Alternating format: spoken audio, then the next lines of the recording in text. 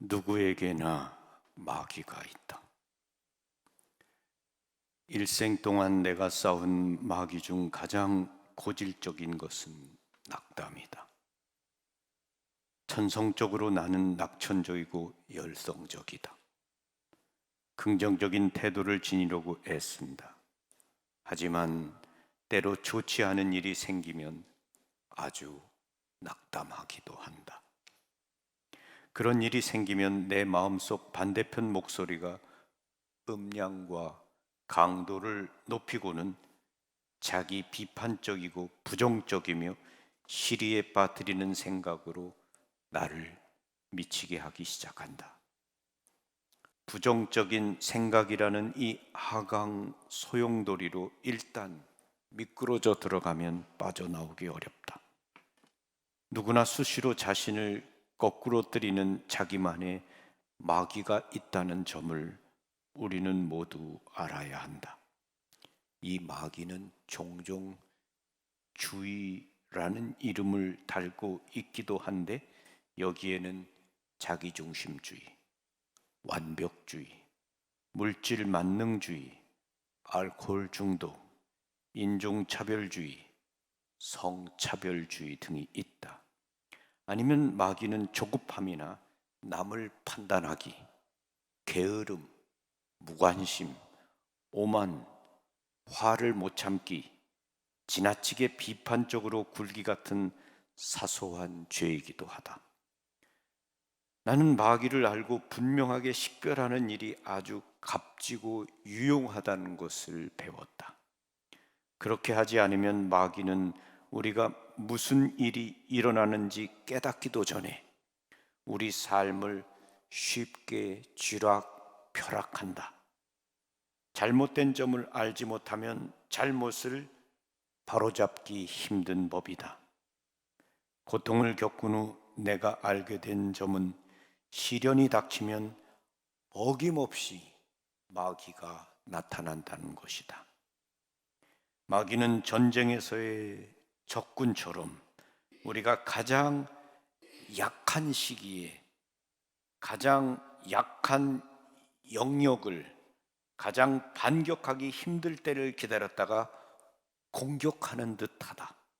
마귀가 우리를 지배하는 힘을 어떻게 갖는지를 깨달으면 도움이 된다.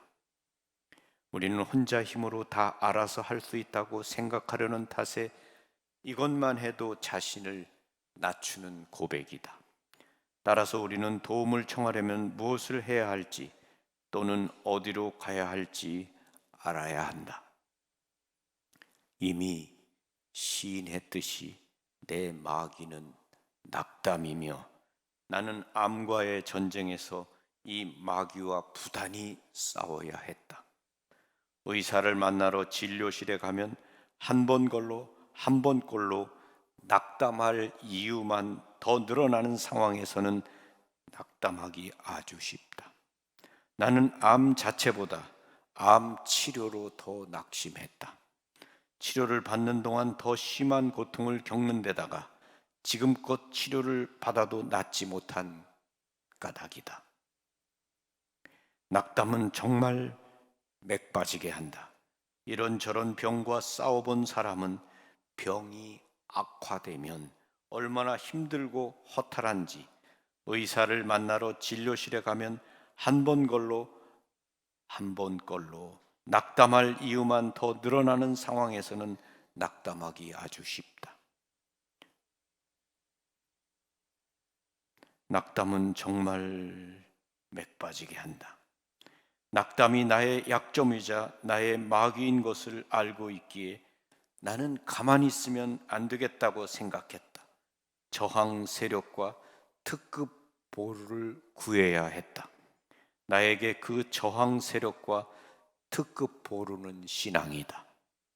나에게 신앙은 낙담이라는 내 마귀에 맞서는 가장 강력한 무기였다. 믿음은 하느님께서 우리와 함께 하신다는 것을 보장한다. 하느님께서 우리 편이신데 누가 우리를 대적하겠습니까? 큰 성인들이 지독한 고통과 어려움을 극복한 것은 믿음 덕이다. 그리고 믿음은 내가 만나는 특권을 누린 몇몇 훌륭한 분들에게도 도움을 주었다. 이런 훌륭한 분 가운데 한 분이 예수님의 순환과 부활 공연 중에 나에게 왔다. 나는 마이클 스페로우 신부를 우리 성당에 초대해서 주님의 마지막 나날에 관한 이 굉장한 연극을 본당 신자와 지역 주민과 함께 관람했다. 나는 앞좌석에 앉아 있었기에 한 사람이 뒤늦게 도착한 것을 알아차렸다. 그가 대부분의 지각한 사람들처럼 뒤에서 자리를 찾지 않고 가운데 통로를 걸어 앞좌석으로 와서는 내 옆에 앉아 흥미가 일었다. 누구인지 보려고 고개를 돌렸다가 그를 알아보고는 깜짝 놀랐다. 베트남 전쟁의 포로였던 은퇴한 해군 제독 제레미야 덴텐이었다. 그가 7년 반 동안 독방에 감금되어 형언할 수 없는 고초를 겪었다는 사실이 생각났다. 우리는 멋진 연극으로 시선을 돌렸다. 연극 공연이 끝나자 덴텐 제독과 나는 서로를 바라보았다.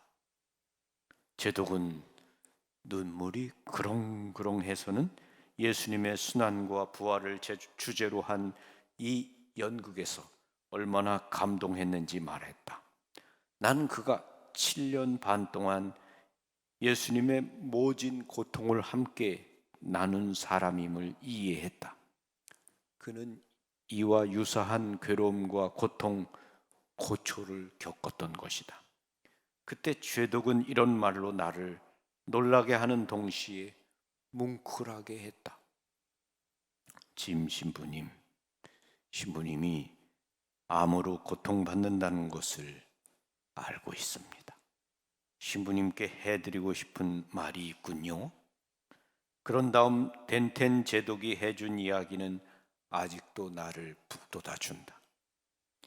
베트남 감옥 독방에 갇혀 있을 때 난 끊임없이 고문을 당했습니다. 어느 날인가는 나를 고문대에 묶어놓고는 젊은 병사에게 나를 고문해서 고분고분하게 만들라는 명령을 내리더군요. 이 고문을 받으면서 솔직히 더 이상은 견딜 수 없는 한계점에 이르렀다고 느끼자 내가 기도를 했던 것도 아닌데 아름다운 기도가 퍼뜩 떠올랐습니다.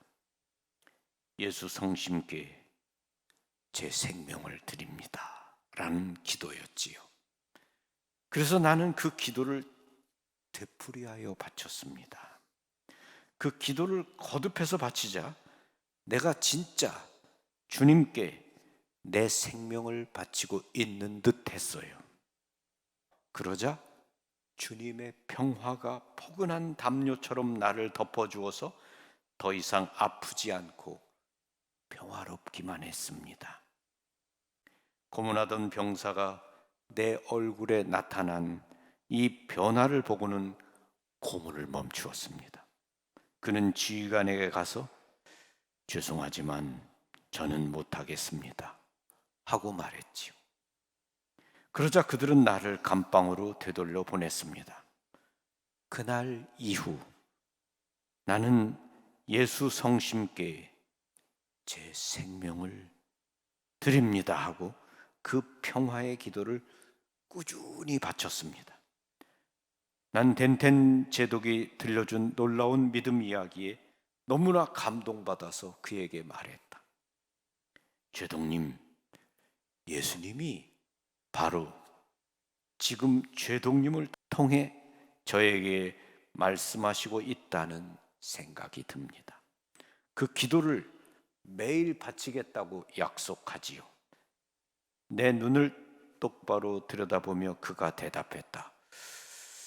그러실 줄 알았습니다.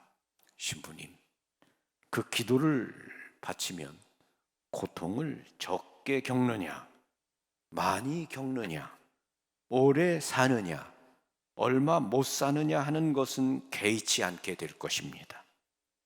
평화로워질 테니까요.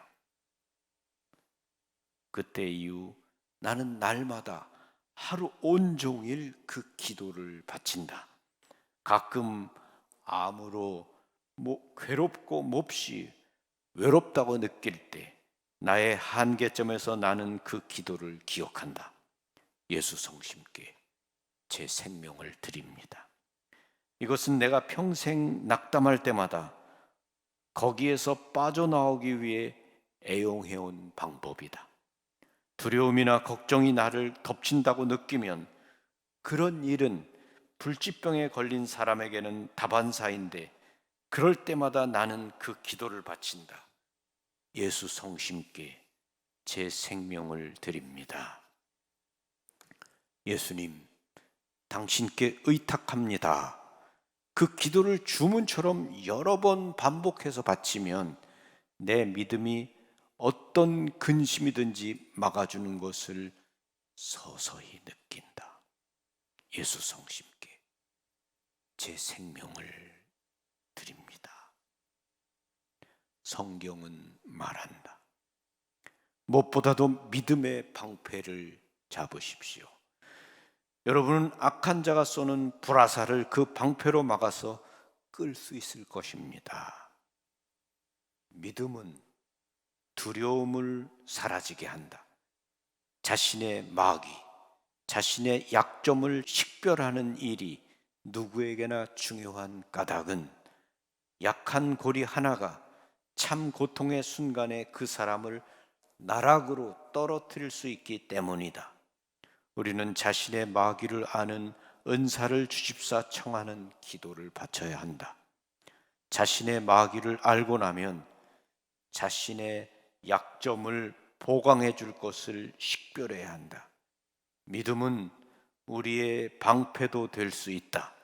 이것은 복음이 보증하는 진리이다. 이 글을 쓴 짐 윌리그 신부는 1999년 7월 6일 신장암 선고를 받았습니다. 젊은 나이에 암 선고를 받고 힘겹게 투병하면서 그 고통에서 벗어나고 싶어 하지만 결국에는 모든 것을 주님의 축복으로 받아들이고 그 과정을 고통의 학교라고 불렀습니다. 짐 신부는 고통의 학교에서 배운 교훈들을 한 젊은 사제의 인생 레슨이라는 책을 통해 전해주었습니다. 책의 출판 2개월 후인 2001년 6월에 선정했습니다. 예수 성심께 제 생명을 드립니다 라고 기도를 바치면서 아마도 그렇게 선정하셨을 것 같습니다. 우리도 우리 각자의 마귀가 있겠죠.